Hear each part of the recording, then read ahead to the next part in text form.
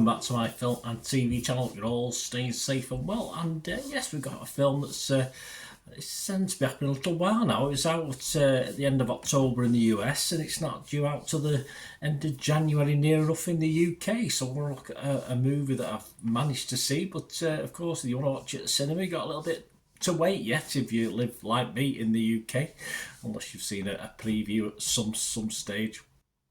We're all looking at a Christmas comedy drama, so yes, that's probably why it's coming out in January in the UK. Yes, just ready for next Christmas. I don't know the logic behind it. There must be some, obviously, to do with distribution, etc. Anyway, today we're going to have a look at something called The Holdovers. Please, if you're new to the channel, push that subscribe button, push the bell notifications. Everything film and TV, reviews like this, information, vlogs. There's even a Christmas quiz done, so I'll hopefully there might be a link in the comments or a link on the end of this vlog or during this vlog, depending where I put it. So have a go at that. It's all to do with the films of 2023. So just test your knowledge, bit of fun, some visual questions as well. Great to have you on board. Give us your comments on this film or anything to do with film and TV. If it needs a response, I will respond. If it just needs to give you a like, a thumbs up, like I hope you give this vlog, yeah, that's what I'll do. Right, The Holdovers, 133 minutes, quite long, but yeah, I lived with it, I grew into it, yeah, not bad at all, you know me and timer films. And it's directed by Alexander Payne, written by David Hemmingson, yeah, so Alexander Payne, a lot of people like him, odd person doesn't, odd people think he's a bit up himself. I think I saw reading between the lines in one critic's review, but I think that's a little bit unfair. This stars the main guys, Paul Giamatti, Divine Joy Randolph and Dominic Sessa. They're the three main leads in this one. And it's set in 1970, yeah, so even I was just about starting high school in 1970, and it follows a bad-tempered history teacher. I wouldn't say it was bad-tempered, it's a bit harsh, at a New England boarding school who's forced to chaperone a handful of students with nowhere to go on Christmas break. Poor man. It's released in the US on the 27th of October 2023, and it's scheduled for release in the United Kingdom, alright, not quite the end of January, but on January the 19th, 2024, so just in time for Christmas, not. Scores as at the 27th of December, when I managed to get a watch of this. I did 27th of December 2023, 11 AM UK time. These are all the scores at the moment, so there's plenty around because it's been out for a little while in the US, of course. Rotten Tomatoes, 96%, how about that, of 265 critics. A positive on this, giving it an overall rating of, sit down, 8.5 out of 10. You know, that's pretty good. That isn't too bad at all. That's 255 positive, fresh, 255 fresh and just 10 rotten. Yeah, we won't go into the rotten too much. There's one or two knocking around. The consensus reads, beautifully bittersweet, The Holdovers marks a satisfying return to form for director Alexander Payne. Metacritic uses an average as well. They give it 82 out of 100, so a little bit less, but that was based on 56 critics. 52 were positive, 4 were mixed, and 0, absolute oink, were negative. So everyone sort of liked it more or less, and it scored anywhere between 40, alright, not the greatest score, and 100. A couple of the magazines I subscribe to, let's have a look what their views are. Total Film, I don't know who wrote this, I've no name on it, but it said, The Holdovers is a loving testament to the power of human spirit, albeit one that favours subtle, melancholic grace notes over any need to shout. Though tinged with sadness, be prepared to shed a tear.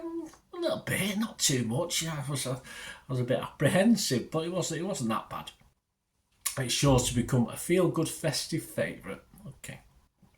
Empire also give it 100 out of 100, as in Total Film did. They give it 100 out of 100. Nick DeSemelian is the guy for Empire. He said, Hunan's hero Marcus Aurelius once wrote, very deep this guy, give thyself leisure to learn some good thing. Take his advice and see this film. There you go. Well, I'm not into Marcus Aurelius, is he? I have no idea who he is, but there you go.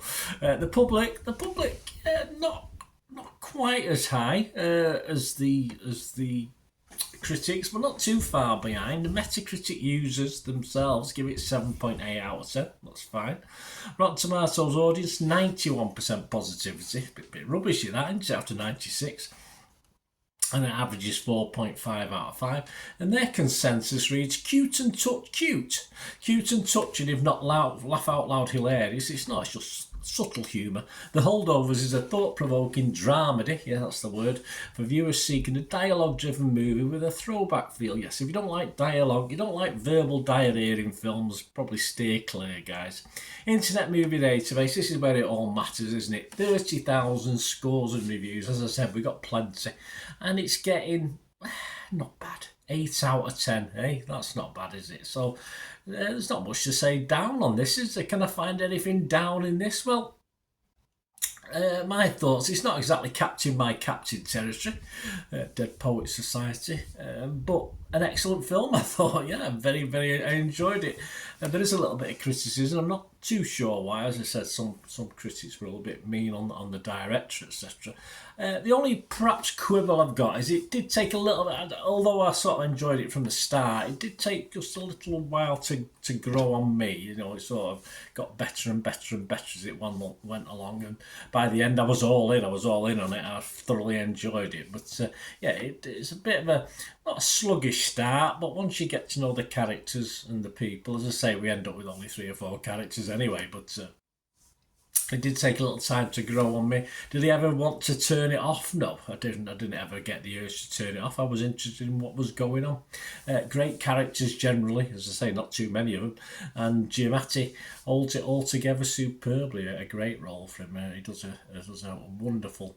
I'd like to see him in his next, obviously at the end, I don't think there is a sequel, but I'd like to see his further adventures. The further adventures of Giamatti's character in this.